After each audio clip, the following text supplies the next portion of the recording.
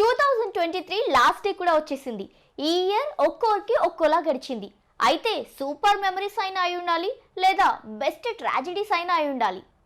మీకేం మెమరీస్ ఉన్నాయో అని ఆలోచిస్తున్నారా? ఓ రౌండ్ ఊహల్లోకి వెళ్ళొచ్చినట్టున్నారే. సరే, అది పక్కకు పెడితే ఒక్క నలుగురు మాత్రం ప్రపంచం మొత్తాన్నే 2023లో తమ వైపుకు తిప్పుకున్నారు. కావాలని చేశారో కలిసొచ్చిందో గానీ ఒక టైంలో దేశం మొత్తం వారి వైపు తొంగి చూసింది. మరి వారెవరో ఈ వీడియోలో చూద్దాం. ఫస్ట్, తెలంగాణ ఎలక్షన్స్ లో యూట్యూబర్ బర్రెలక్క. 2023కి ముందే 40 సెకండ్ల వీడియోతో పాపులర్ అయిన కర్ణె శిరీష అలియాస్ బర్రెలక్క ఈ ఏడాది జరిగిన తెలంగాణ ఎన్నికల్లో కొల్లాపూర్ నుండి పోటీ చేసి అందరి దృష్టిని ఆకర్షించింది. డిగ్రీ చదివినా కూడా ఉద్యోగం రాకపోవడంతో బర్రెలు కాసుకుంటున్నా అంటూ అప్పట్లో ఓ సెల్ఫీ వీడియో తీసి యూట్యూబ్లో అప్లోడ్ చేసింది.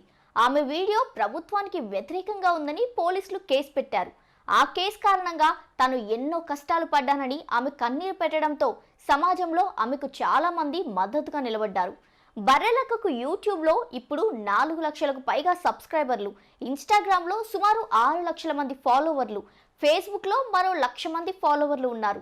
తాను గెలవకపోయినప్పటికీ సామాన్యుడి కష్టాలను ప్రభుత్వం దృష్టికి తీసుకెళ్లడంలో ముందుంటా అంటూ చెప్పుకొచ్చింది ఆమె. ఇక నెక్స్ట్, రైతు బిడ్డ నుండి బిగ్ బాస్ విన్నర్ అయ్యాడు ఓ కామన్ మ్యాన్.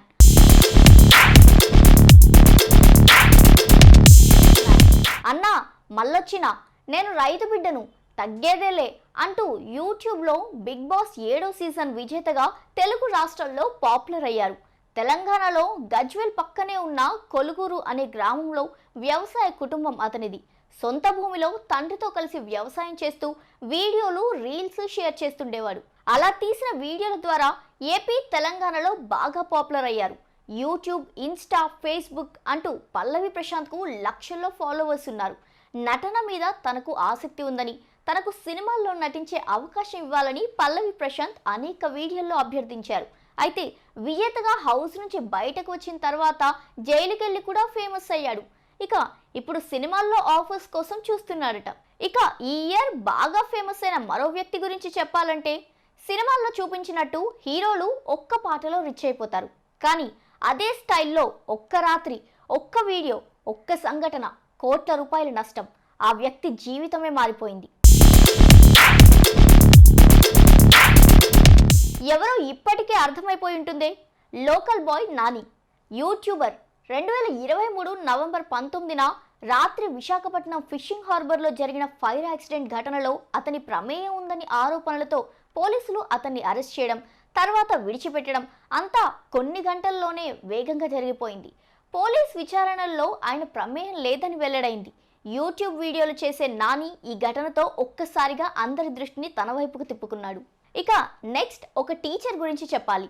సున్నితమైన అంశాన్ని సరళంగా చెప్పిన టీచర్, బీహార్లోని బంకా జిల్లాలో మాధ్యమిక పాఠశాలలో టీచర్గా పనిచేస్తున్న ఖుష్బూ ఆనంద్.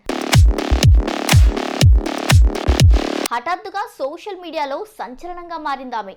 రీసెంట్గా తెలుగులో భగవంత్ కేసరి బాలయ్య సినిమాలో లాగా గుడ్ టచ్, బ్యాడ్ టచ్ గురించి ఆమె పిల్లలకు చెప్తున్న వీడియోను లక్షల మంది సోషల్ మీడియాలో షేర్ చేశారు. ఈ వీడియో చూసిన టీచర్లలో చాలా మంది ఖుష్బూ మాదిరిగానే పిల్లలకు గుడ్ టచ్, బ్యాడ్ టచ్ గురించి వివరించడం మొదలుపెట్టారు. ఇక తల్లిదండ్రులు కూడా చాలా మంది తమ పిల్లలకు ఎలా చెప్పాలో, ఏం చెప్పాలో అర్థం కాని అంశాన్ని ఖుష్బూ ఆనంద్ చాలా తేలిగ్గా చూపించారని ప్రశంసలు కూడా అందుకుంది.